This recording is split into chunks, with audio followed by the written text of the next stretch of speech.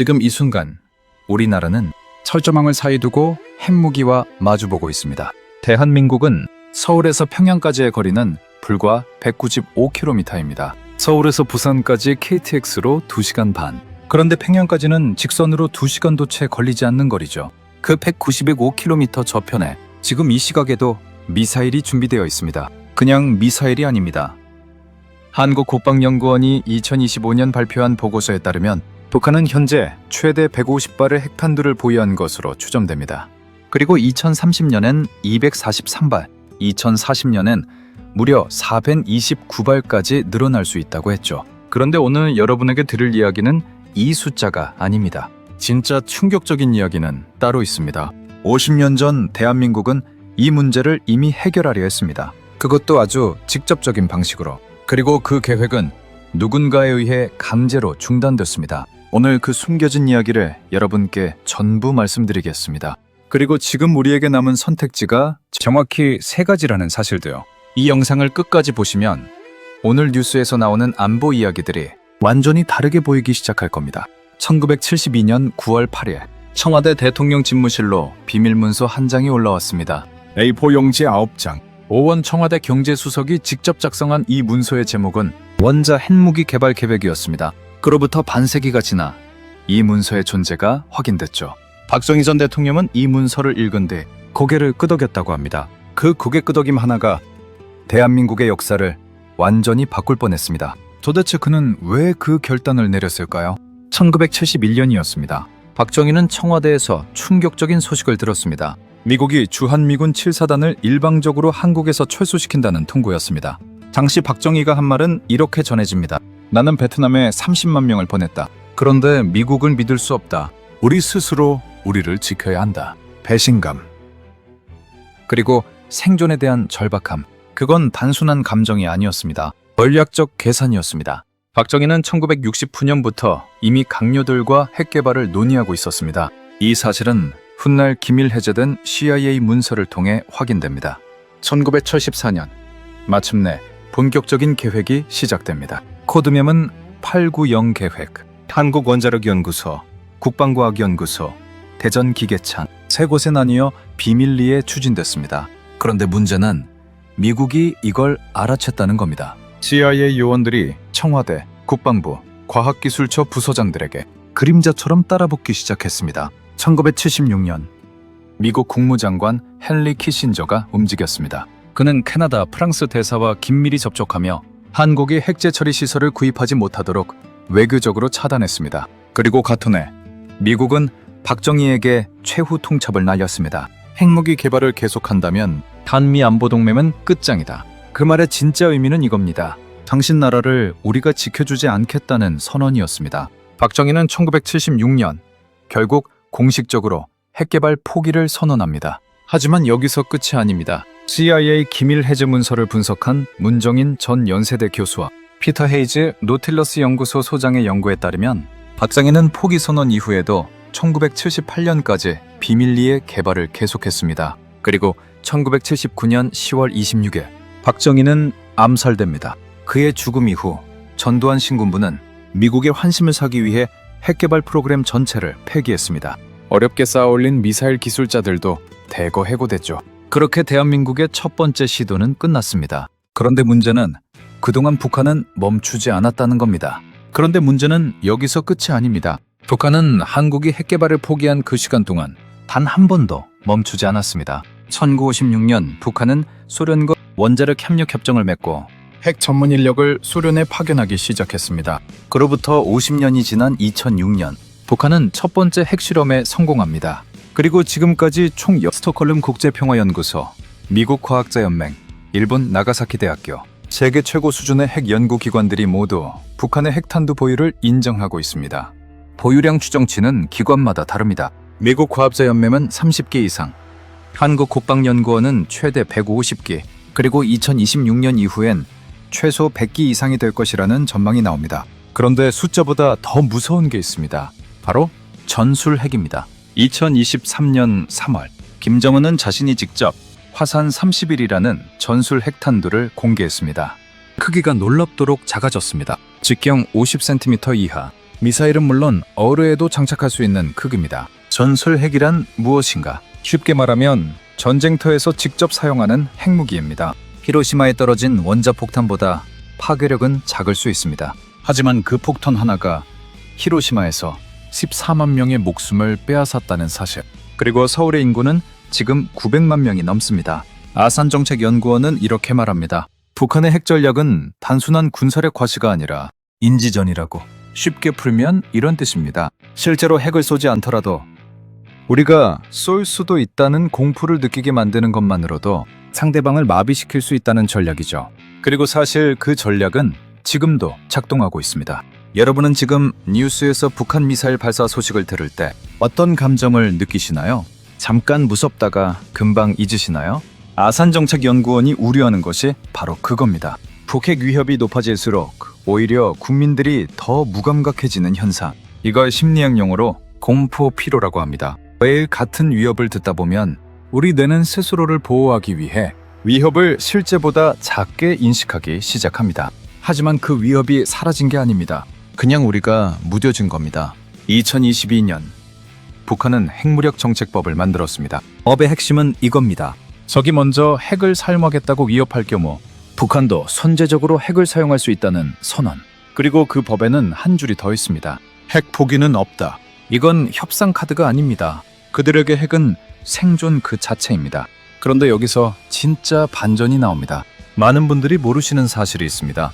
박정희 정부 시절 핵개발 책임자였던 오원철 전 청와대 수석이 2010년 30년간의 침묵을 깨고 이런 말을 했습니다. 우리는 언제든지 만들 수 있는 기술과 능력을 확보했다. 기술적으로는 아무런 문제가 없다. 국가적 의지의 문제일 뿐이다. 그리고 이 말은 빈말이 아닙니다. 2021년 한국은 잠수함 발사 탄도미사일 SLBM 시험 발사에 성공했습니다. 세계에서 8번째입니다. 핵이 없어도 핵을 실어 나를 수 있는 능력이 생긴 겁니다. 서울대 원자핵공학과 석인열 교수는 마음만 먹으면 2년 안에 핵폭탄 100개도 제조 가능하다고 밝혔습니다. 그러면 왜 안 만들까요? 아니, 왜 못 만드는 걸까요? 이게 바로 오늘 영상의 핵심입니다. 지금 대한민국이 선택할 수 있는 카드는 3가지입니다. 각각의 카드에는 놀라운 진실이 숨어 있습니다. 선택지 1. 미국 해구산. 지금 우리가 의존하는 것. 지금 대한민국의 선택은 미국의 해구산입니다. 확장 억제라고 부르죠. 핵우산이란 무엇인가? 미국이 북한이 한국을 공격하면 우리도 핵으로 반격한다고 약속하는 겁니다. 그런데 이 약속에 대해 전문가들 사이에서 오래된 질문이 있습니다. 미국은 정말 뉴욕을 위험에 빠뜨리면서까지 서울을 위해 핵을 쏠 것인가? 이 질문은 1960년대 프랑스의 드골 대통령이 나토 체제에서 독립하려 했을 때 던진 것과 똑같습니다. 드골은 이렇게 말했습니다. 미국이 파리를 위해 뉴욕을 희생할 수 있겠는가? 결국 프랑스는 독자적으로 핵 개발을 밀어붙였고 1960년 핵실험에 성공합니다. 그리고 지금 똑같은 질문이 서울에서도 나오고 있습니다. 2025년 1월 트럼프 대통령이 취임 첫날 한 말이 한국 사회에 파문을 일으켰습니다. 그는 북한을 핵 보유국이라고 지칭했습니다. 이 발언 하나가 왜 그렇게 충격적이었을까요? 핵 보유국으로 인정한다는 건 비핵화를 포기한다는 신호로 읽힐 수 있기 때문입니다. 미국이 북한의 핵을 기정사실로 받아들이는 순간 한국은 핵을 가진 북한 옆에서 핵이 없는 나라로 앞으로도 계속 살아가야 하는 상황이 됩니다. 이것이 선택지 1의 진짜 위험입니다. 선택지 2. 핵잠수함, 핵잠재력. 지금 정부가 선택한 길. 2029년 10월 29일 경주에서 한미 정상회담이 열렸습니다. 이재명 대통령은 트럼프 대통령에게 직접 요청했습니다. 핵 추진 잠수함을 갖고 싶다. 그리고 트럼프는 이를 승인했습니다. 핵 추진 잠수함이란 무엇인가? 핵무기를 탑재한 잠수함이 아닙니다. 원자력으로 동력을 얻는 잠수함입니다. 하지만 전략적 의미는 막강합니다. 물속에서 몇 달을 잠행할 수 있고 상대방이 위치를 파악할 수 없습니다. 북한이 선제 공격을 해도 살아남아 반격할 수 있는 능력이죠. 2026년 3월 미국 국무부 차관은 미 하원 청문회에서 이를 확인했습니다. 핵잠 관련 절차가 꽤 광범위하게 진행 중이다. 그리고 여기에 또 하나가 더해집니다. 핵 잠재력. 핵무기를 만들지는 않지만 언제든 만들 수 있는 기술과 물질을 확보해 두는 것. 우라늄 농축권, 재처리권 확보. 이것이 지금 이재명 정부가 미국과 협의 중인 방향입니다. 세종연구소 정성장 센터장은 이를 조염한 핵자강의 첫 번째 단계라고 표현했습니다. 그러나 이 선택지에도 그림자가 있습니다. 북한은 즉각 반발했습니다. 한국의 핵잠은 핵 도미노를 유발할 것이다. 그리고 미국 에너지부는 실제로 한국을 민감 국가 목록에 올려놓고 있습니다. 핵잠재력 확보가 자칫 국제 제재로 이어질 수 있다는 경고죠. 선택지 3. 독자 핵무장. 가장 극적이고 가장 위험한 선택. 이 선택지는 지금 대한민국 국민의 72.8%가 찬성한다고 말하는 것이기도 합니다. 2024년 한국갤럽조사입니다. 독자 핵무장. 북한을 따라 핵무기를 직접 만드는 것. 기술적으로는 가능합니다. 앞서 오원철 수석이 말했고 여러 전문가들이 확인한 것처럼. 하지만 이 길의 대가는 어마어마합니다. 전문가들이 가장 많이 인용하는 사례가 하나 있습니다. 바로 우크라이나입니다. 1991년 소련이 붕괴되면서 우크라이나는 세계 3위의 핵무기 보유국이 됩니다. 소련 시절 자국 영토에 배치됐던 핵탄두가 무려 1900발이었습니다. 그런데 1994년 우크라이나 핵무기를 모두 포기합니다. 미국과 러시아가 안전을 보장한다는 부다페스트 양해각서를 믿고요. 그리고 2022년 러시아가 우크라이나를 침공합니다. 핵무기를 포기한 대가, 수십만 명의 사상자, 도시의 폐허. 이 장면을 본 한국 국민들이 이렇게 생각했습니다. 우리는 절대 핵을 포기해선 안 된다. 그 감정은 충분히 이해할 수 있습니다. 하지만 전봉건 국립외교원 명예교수는 이렇게 반론합니다. 한국이 핵을 개발할 경우 최소 3년에서 5년간 북한과 이란이 받은 것과 같은 국제 제재를 받게 된다. 우리 경제의 대외 의존도를 감안할 때 그 제재를 견딜 수 있겠는가? 실제로 통일연구원 조사에서 핵 개발에 따른 경제적 비용과 외교적 고립을 함께 고려하게 하면 찬성률이 30%대로 떨어집니다. 여기서 고사성어 하나가 떠오릅니다. 사면초가. 사방이 적으로 둘러싸인 상황. 독자 핵무장을 택하는 순간 한국은 미국의 동맹에서 이탈하고 국제사회에서 고립되며 중국, 러시아, 일본의 동시 압박을 받는 사면초가에 빠질 수 있습니다. 그런데 말이죠. 여기서 가장 충격적인 진실이 나옵니다. 선택지 1, 2, 3 중 어느 것도 완벽한 답이 아닙니다. 미국 핵우산은 불확실하고 핵 잠재력은 중간 단계이며 독자 핵무장은 너무 큰 대가를 요구합니다. 그렇다면 도대체 답은 무엇일까요?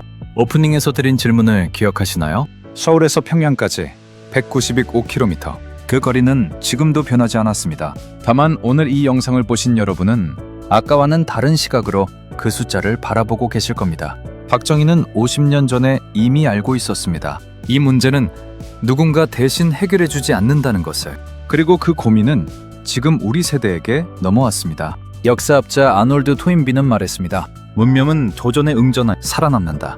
대한민국이 지금까지 살아남은 건 도전을 피한 게 아니라 매번 응전해왔기 때문입니다. 선택지 인, 이, 숨 중 어느 게 정답인지 저는 오늘 결론을 내리지 않겠습니다. 그건 전문가들도 정치인들도 학자들도 아직 합의하지 못한 문제니까요. 하지만 이것만은 말씀드릴 수 있습니다.